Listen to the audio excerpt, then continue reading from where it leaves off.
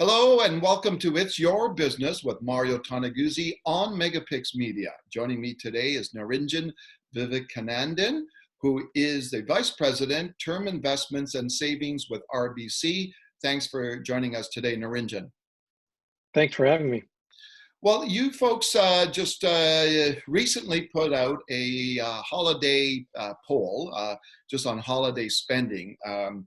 It showed that Canadians spent a new high on average for spending this holiday season, $735 on average.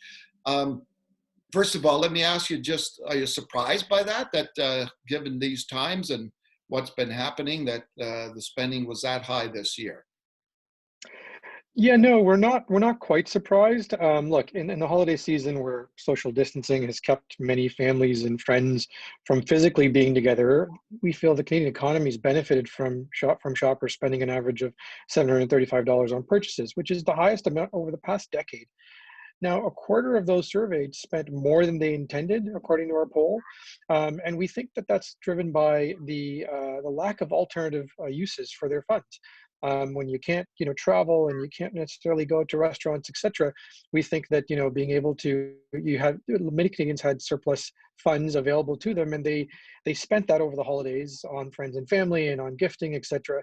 So it's not surprising, but at the same time, we know that there is a bit of a tale of two cities in the sense that there are many other Canadians who struggled to make ends meet because of the pandemic. So it depends on sort of how you were impacted by the environment that we're facing together. Yeah, I guess that's one of the things that people neglect to remember, I guess, throughout all this, right? For those people that are working, right, they're spending in, restaurants and stuff like that is down, the travel is down, et cetera. So they do have a bunch of cash, so to speak, that they normally would spend elsewhere. I guess this year they spend it on gifting, I guess, right?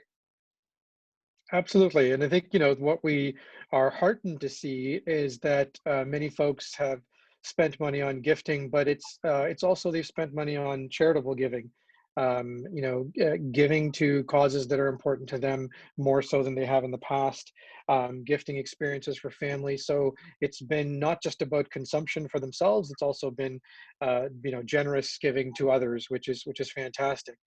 The real trick now is how do you pay off that spending, and how do you make sure that you recover from potentially any debt that you've incurred as part of that spending. Yeah, let's talk a little bit about that, Niranjan. Obviously, over the last few years, the level of debt of Canadians has been a concern for many people.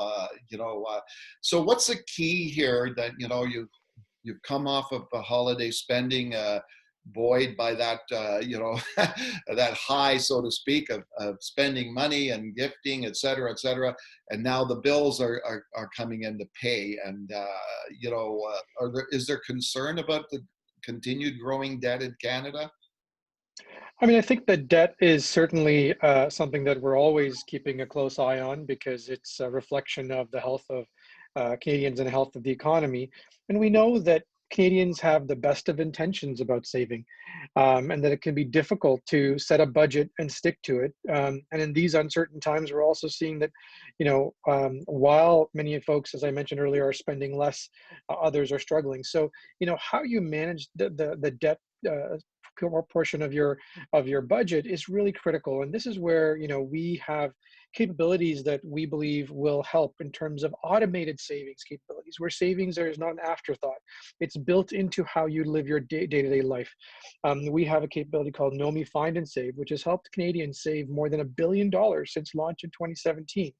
And this is done through understanding your daily spending patterns, understanding what you need and how much you don't need, and siphoning that off and starting to build that savings at a micro level on a day-to-day basis. And on average, Canadians are saving $358 a month through this capability. That's over $4,000 a year. So you start to imagine what you can do with that money if you get on that sort of savings journey. Yeah. Um, Finding and I would add that finding a simple solution is really important. Yeah, it's in automated capabilities are really important because asking Canadians to manually go in, take money from point A and put it in point B is tough. Having it happen for you behind the scenes is where we think we can really help Canadians accelerate their savings goals. Okay, super. Now, one last question, and it's back to the poll itself.